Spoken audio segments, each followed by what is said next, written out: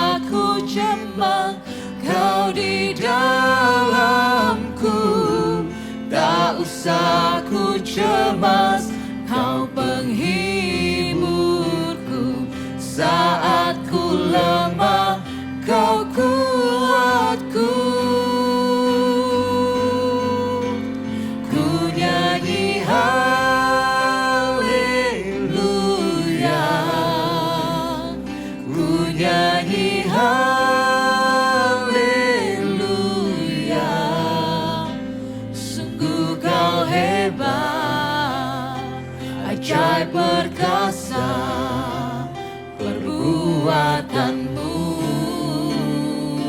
oh kami nyanyikan, ku nyanyi.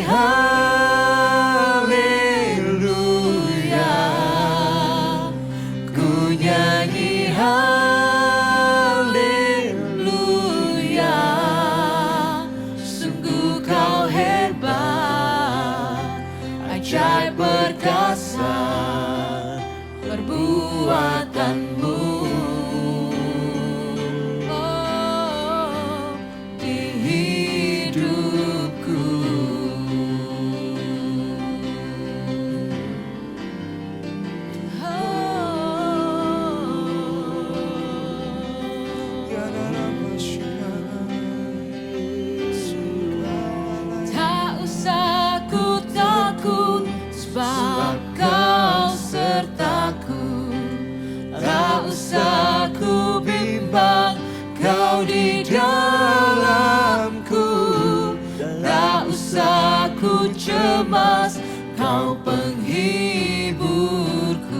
Saat ku lemah, Kau kuatku. Tak usah ku takut, tak usah ku takut, sebab Kau sertaku. Tak usah ku bimbang, Kau di dalamku. Tak usah ku cemas, Kau penghiburku. Saat ku lemah, Kau kuatku. Ku nyanyi haleluya,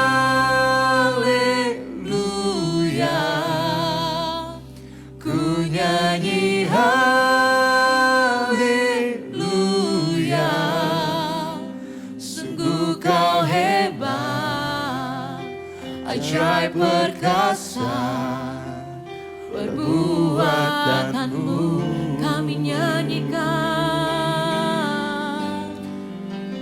Ku nyanyi haleluya, ku nyanyi haleluya.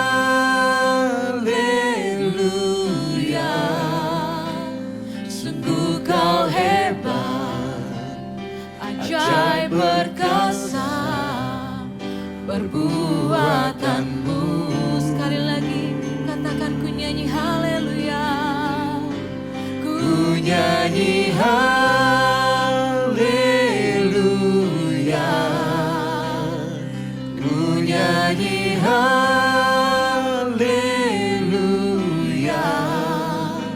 Sungguh Kau hebat, ajaib perkasa. Perbuatanmu, oh sungguh Kau hebat, sungguh Kau hebat, ajaib perkasa. Perbuatanmu, sungguh Kau Allah yang hebat, sungguh Kau hebat, ajaib perkasa. Perbuatanmu, oh, di hidupku.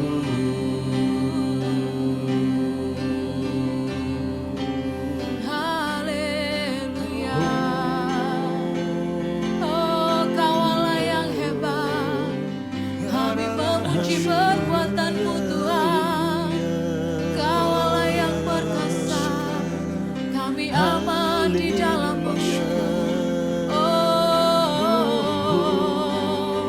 Kau Allah yang mulia, ajaib dan perkasa. Haleluya. Kirararararara. Ajaib perbuatanmu Tuhan, ajaib perbuatanmu Tuhan. Haleluya. Kami naikkan syukur kami. Kau Allah yang hebat, Kau Allah yang perkasa. Haleluya. Kirararararara. Kami memuji perbuatanmu Tuhan, kami memuji perbuatanmu. Terima kasih Yesus. Oh, sana terpujilah Tuhan, terpujilah Tuhan Yesus. Oh, sana terpujilah Tuhan, terpujilah Tuhan Yesus. Oh, sana terpujilah Tuhan, terpujilah Tuhan Yesus. Oh,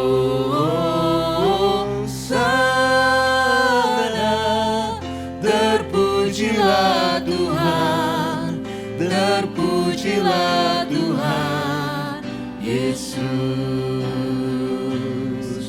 Terpujilah Tuhan, terpujilah Tuhan, terpujilah Tuhan Yesus.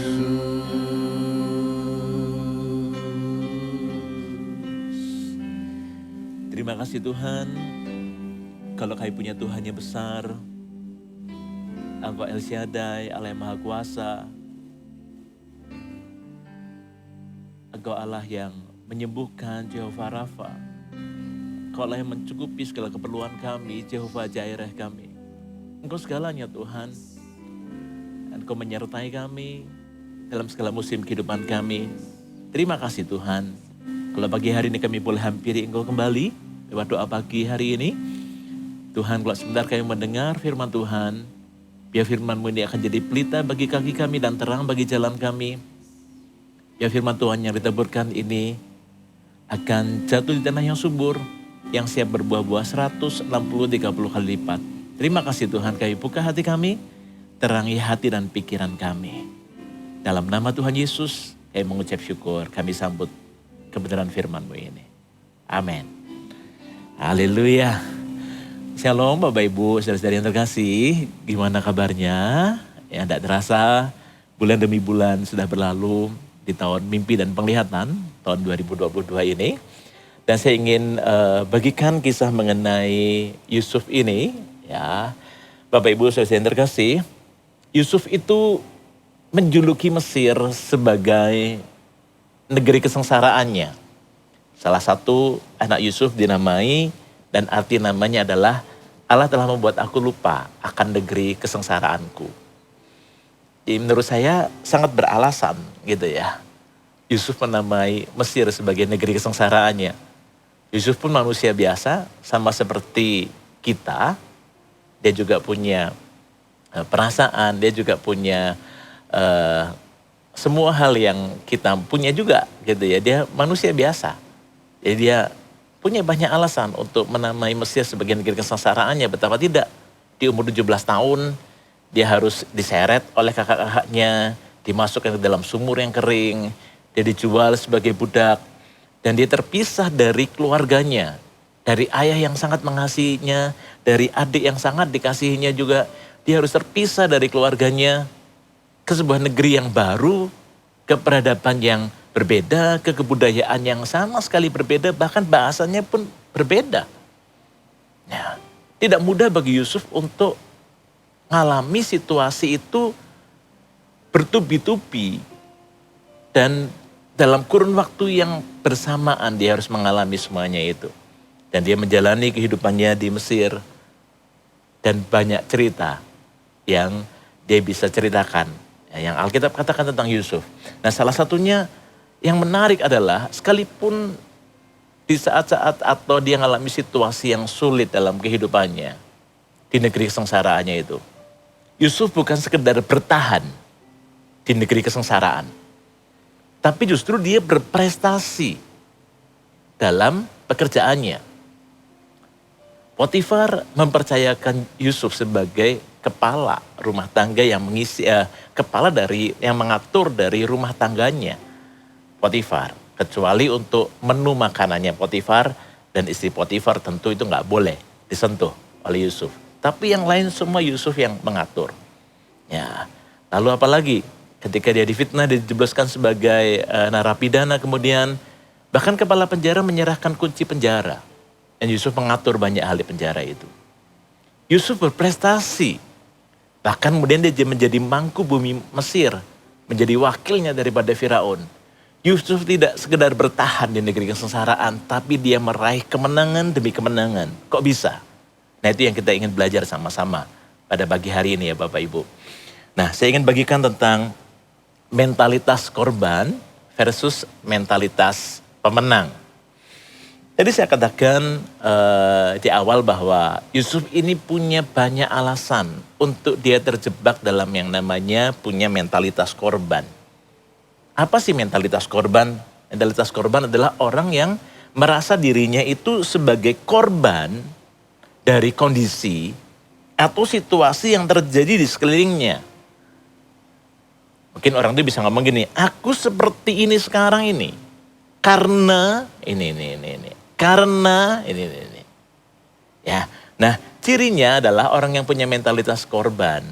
Kalau kita ketemu dengan orang yang model gini, biasanya dia akan konsisten menyalahkan orang lain atau situasi atau kondisi atau keadaan di sekelilingnya. Ciri yang berikutnya yaitu dia merasa tidak berdaya. Ini mulai makin parah gitu. Orang mulai punya mentalitas korban yang paling parah, yang lebih parah. Dia mulai merasa tidak berdaya. Mungkin kalau di awal-awal ditandai dengan keluhan, mengeluh, menggerutu dan sebagainya.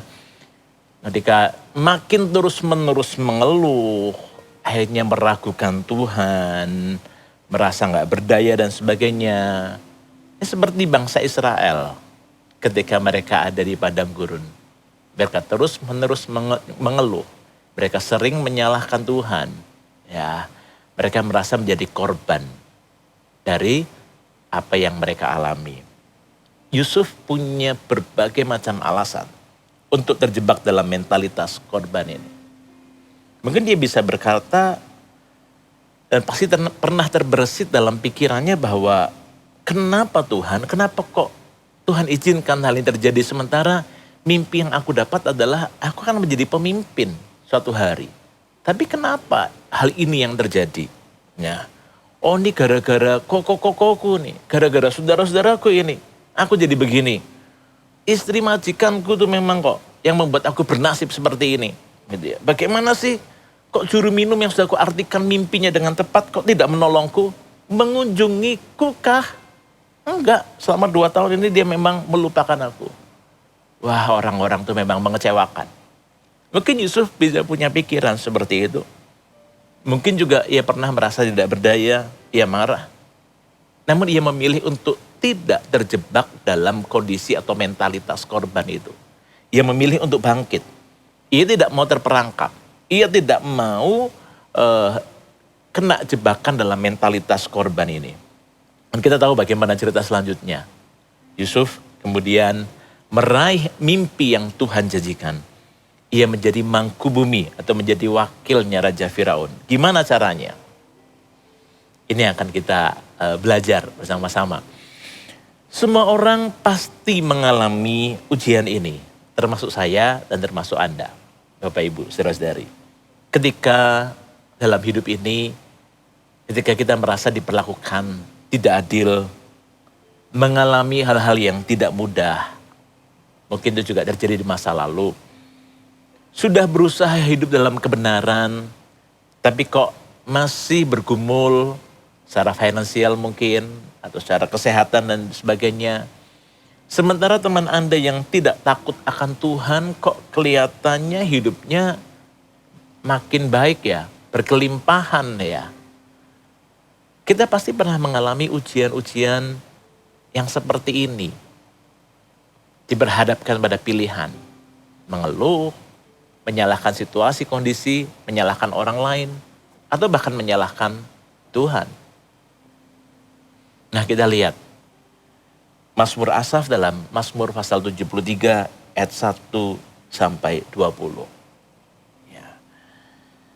Mazmur Asaf, sesungguhnya Allah itu baik bagi mereka yang tulus hatinya, bagi mereka yang bersih hatinya. Tetapi aku, sedikit lagi maka kakiku terpleset, nyaris aku tergelincir. Sebab aku cemburu kepada pembual-pembual kalau aku melihat kemujuran orang-orang fasik.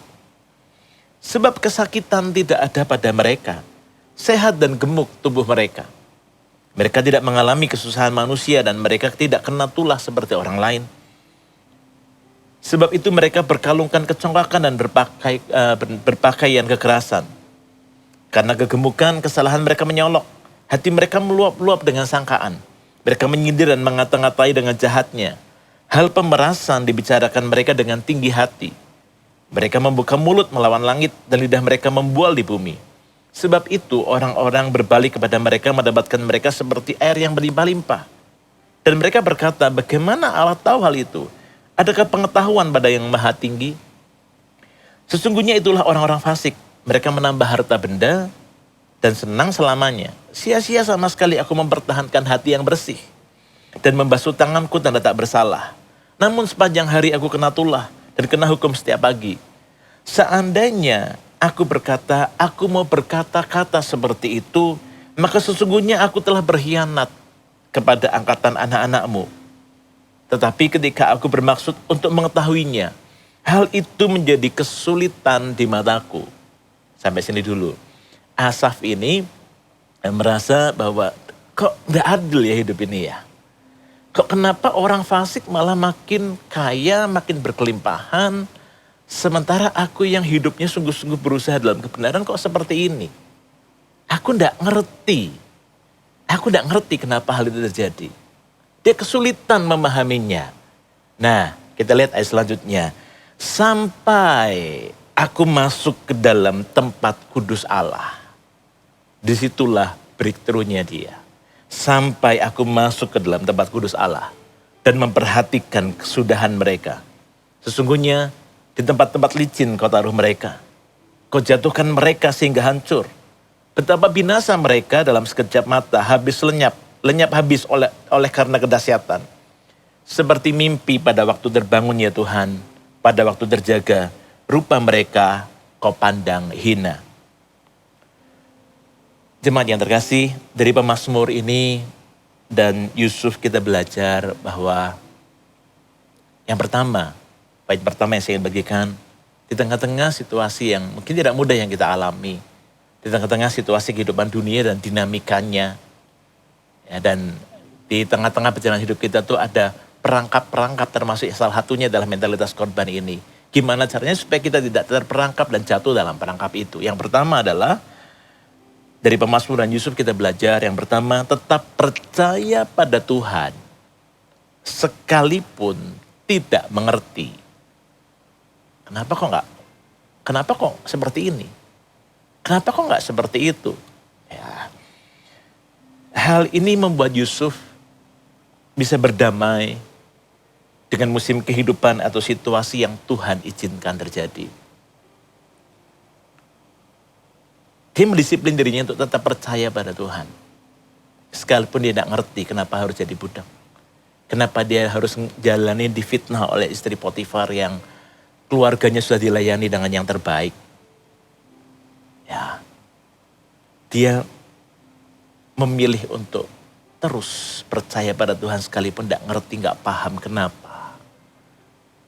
Nah, ini membuat Yusuf bisa punya sebuah kehidupan yang dia itu berdamai dengan musim kehidupan atau situasi yang Tuhan izinkan terjadi. Ya, kita lihat ayatnya di Mazmur 73 ayat 21 sampai 23. Firman Tuhan berkata, ketika hatiku merasa pahit dan buah pinggangku menusuk-nusuk rasanya, aku dungu dan tidak mengerti. Seperti hewan aku di dekatmu.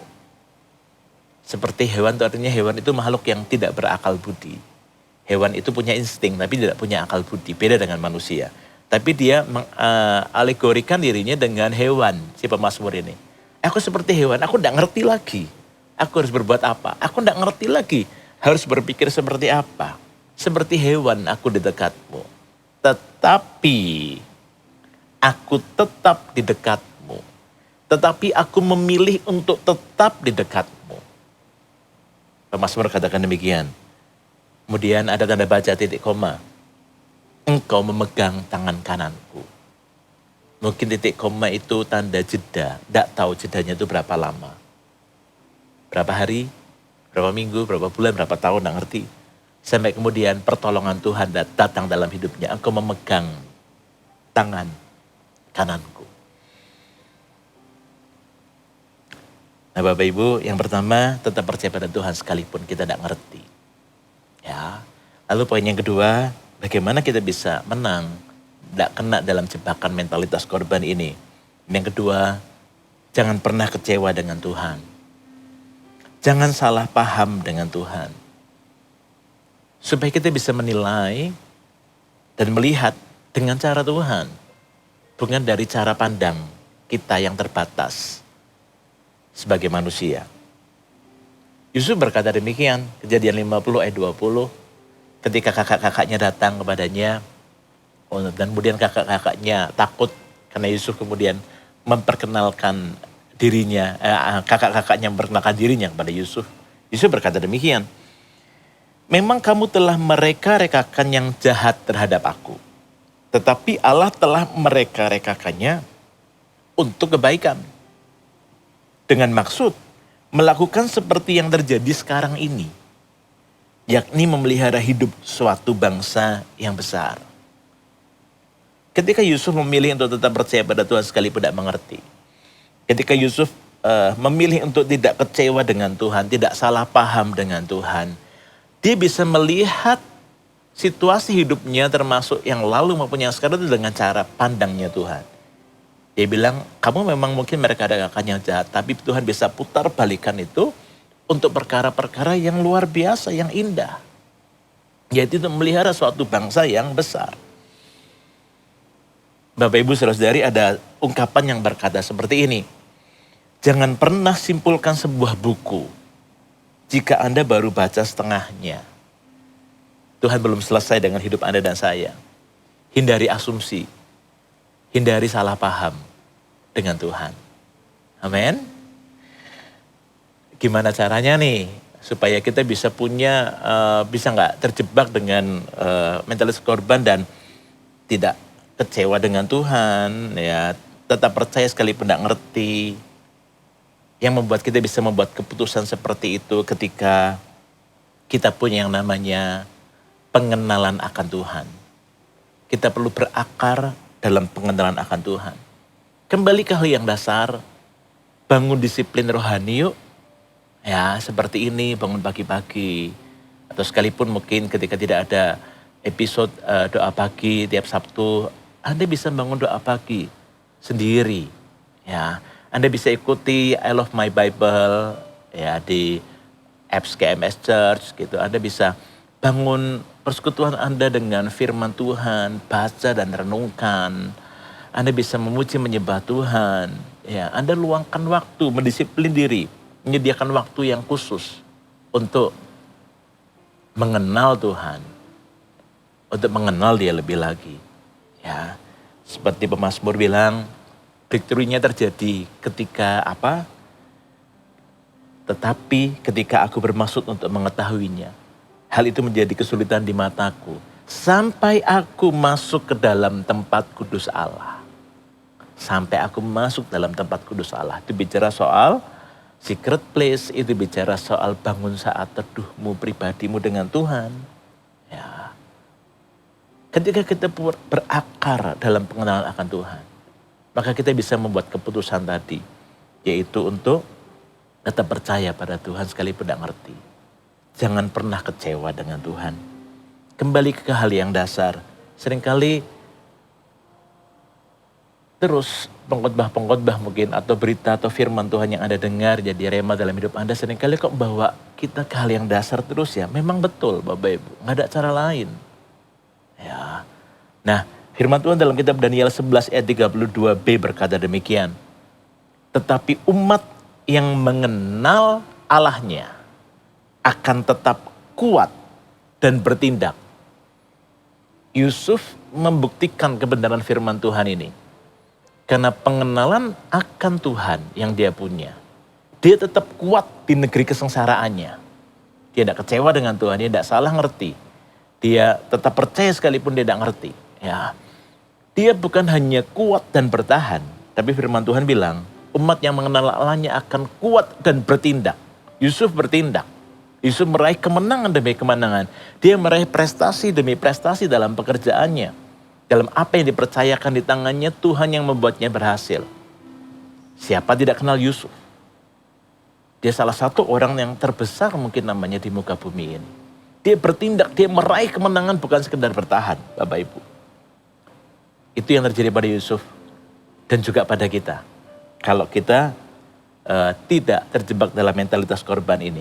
Bukan hanya bertahan hidup, tapi melihat kemenangan demi kemenangan, penyertaan demi penyertaan Tuhan nyata dalam hidup kita. Seperti Yusuf, Potifar pun ngakuin. Oleh karena orang muda Ibrani ini, maka berkat Tuhan itu ada atas rumah tangganya. Kepala penjara pun mengakui bahwa ada penyertaan Tuhan atas Yusuf. Menyertai dia. Firaun apalagi Firaun ikut menyembah. Firaun mengakui bahwa Allahnya Yusuf itu Allah yang besar. Allah yang berbicara, Allah yang hidup. Gitu ya. Nah, Bapak Ibu yang terkasih, yang luar biasa juga Yusuf itu tidak memanfaatkan ya. Ketika dia meraih kemenangan, tidak kemudian menjadi sok gitu atau arogan. Dia tidak memanfaatkan posisinya sebagai mangku bumi di Mesir untuk kemudian menghukum istri Potifar yang sudah memfitnah dia. Dia tidak menghukum kakak-kakaknya yang sudah menjebloskannya ke sumur yang kering dan menjualnya sebagai budak. Dia tidak menghukum juru minum raja yang sudah ditafsirkan mimpinya melupakannya 2 tahun. Dia tidak. Saya yakin Yusuf punya kualitas mengampuni, punya karakter yang unggul yaitu mengampuni. Karena apa? Dia tidak mau kecewa dengan semuanya itu. Dia bisa ngelihat dengan caranya Tuhan. Bukan dengan egonya atau cara berpikirnya sendiri. Itulah mentalitas pemenang, lebih dari pemenang. Itulah jadi diri Anda dan saya di mata Tuhan. Amin. Haleluya. Kita akan nyanyikan pujian ini. Aku punya Tuhan yang besar. Dari awal kita nyanyikan lagu ini. Haleluya. Amin. Haleluya. Kau yang berjanji setia, pengharapanku selalu ada di dalam-Mu. Ku tidak akan menyerah, meski dalam kesesakan, seluruh hidupku dalam genggaman-Mu. Sekali lagi dari awal. Ku hidup karena percaya, ini menjadi pilihan kita. Ku hidup karena percaya, Kau yang berjanji setia, pengharapanku selalu ada di dalam-Mu. Ya Tuhan, ku tidak akan menyerah, meski dalam kesesakan, seluruh hidupku dalam genggaman-Mu. Katakan, aku punya Tuhan yang besar. Aku punya Tuhan yang besar, yang telah berjanji dan sanggup menggenapi. Imanku bersepakat percaya kuasa-Nya. Ku terima sekarang kemenangan dari-Mu. Aku punya Tuhan yang besar, yang telah berjanji dan sanggup menggenapi. Imanku bersepakat percaya kuasa-Nya. Ku terima sekarang kemenangan dari-Mu. Sekali lagi katakan, aku punya Tuhan yang besar, yang telah berjanji dan sanggup menggenapi. Imanku bersepakat percaya kuasa-Nya. Ku terima sekarang kemenangan tangan darimu. Haleluya, mari kita ambil waktu bareng beberapa saat ke depan ini. Untuk kita buka hati kita bagi Roh Kudus untuk bekerja. Saya percaya bahwa Dia bisa bekerja dan menjamah Anda dimanapun Anda berada. Sekalipun kita berbeda waktu, ruang. Tapi saya percaya bahwa ketika kita buka hati kita, Roh Kudus sanggup menyelidiki hati kita yang terdalam. Pada pagi hari ini apabila ada dari antara Bapak Ibu Saudara-saudari yang mungkin Anda tidak menyadarinya, Anda berpikir bahwa wajarlah kalau aku berpikir, aku berkata-kata, aku bersikap seperti itu. Tapi hati-hati Bapak Ibu, mungkin Anda sudah mulai kena jebakan mental korban itu.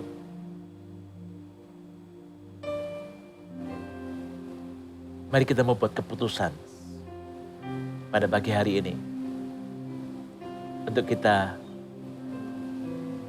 tidak mau terjebak dalam mentalitas korban itu. Untuk kita terus percaya pada Tuhan sekalipun tidak mengerti. Dan tidak pernah kecewa dengan Tuhan. Tentu kekuatan itu untuk bisa membuat keputusan itu nggak bisa enggak. Didapat dari pengenalan kita akan Tuhan. Sampai aku masuk dalam tempat kudus Allah, kata firman Tuhan. Onamaha sikanama karalapaka. Mari buat keputusan bagi hari ini. Ganti semua keluhan. Ganti semua kerutuan. Sikanamaha karalapaka yanamabaka. Dengan puji-pujian kepada Tuhan. Dengan perkataan yang berkata, Tuhan aku percaya sekalipun aku tidak ngerti. Tuhan aku berserah padamu, aku percaya Tuhan. Sikanamaha karalapaka. Dan jangan pernah menyalahkan situasi, kondisi atau siapapun. Apalagi kalau pernah mungkin menyalahkan Tuhan. Minta ampun di hadapan Tuhan. Minta ampun di hadapan Tuhan. Jangan pernah salah paham. Hindari asumsi. Konamaha sikidip pipikidip apa ya nama baka. Orini maha kaya nama baka. Mari angkat tangan kita Bapak Ibu saudara-saudari yang di rumah juga. Mari angkat tangan kita, tanda kita berserah pada Tuhan. Kita percaya. Sikana maha kaya naka sikiri di pipi nama paku. Ori di pipi kiri pipi di apakah Tuhan kami tidak izinkan iblis mencuri lebih banyak waktu dalam hidup kami. Kami tidak izinkan iblis untuk mendatangkan kerugian lebih banyak dalam hidup kami. Mulai pagi hari ini Tuhan kami mau bangkit. Kami mau bangkit. Kona maha sikiri pipi di apakah karena memang firman Tuhan berkata bahwa kami ini lebih daripada pemenang. Lebih daripada pemenang. Sikana makaya nama pakaya nama pakah. Kami tidak mau membiarkan sekeliling kami mendikte kehidupan kami. Atau kami punya cara berpikir yang salah. Sikana makara la pakaya nama pakah. Kina maha sikiri pipi di papaya nama pakaya nama kara la pakaya nama pakah. Kori di pihia nama hasikiri pipiri di pipia nama pako. Sikiri pipi kiri papaka Tuhan hamba berdoa dalam nama Yesus. Berdoa mencabut segala macam mentalitas korban itu Tuhan. Yang mungkin sempat ada dalam hidup anak-anak-Mu. Yang mungkin bahkan sudah bertahun-tahun tinggal Tuhan. Kami cabut sampai ke akar-akarnya dalam nama Yesus. Dalam nama Yesus. Sikana maha karalapaka. Dan firman Tuhan yang kami dengar ini. Dia akan bertumbuh. Seperti firman Tuhan berkata bahwa firman Tuhan yang ditabur itu tidak akan kembali dengan sia-sia. Akan berhasil mengerjakan tepat apa seperti yang kau suruhkan kepadanya. Dan kami percaya Tuhan sekalipun sebentar program ini harus berhenti karena waktu. Tapi kami percaya Roh Kudus pengajar kami yang hidup. Kau akan mengajar kami lebih dalam. Kau akan singkapkan hati kami, koreksi, evaluasi kami lebih lagi Tuhan.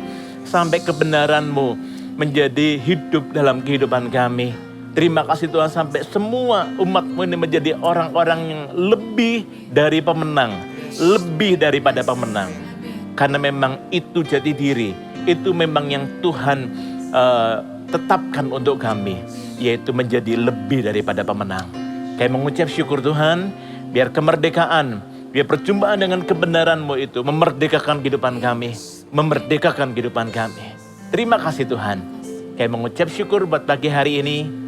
Dan kalau sebentar kami berpisah, lalu dengan yang lain Tuhan, dan kami berdoa biar berkat daripada Allah Bapa, Allah Putra dan Allah Roh Kudus itu menyertai hidupmu. Jemaat Tuhan yang terkasih sekarang dan sampai selama-lamanya, di dalam nama Tuhan Yesus. Yang percaya katakan sama-sama, amin. Dan Bapak Ibu saudara-saudari, sampai jumpa di doa pagi yang berikutnya. Dan Tuhan Yesus memberkati.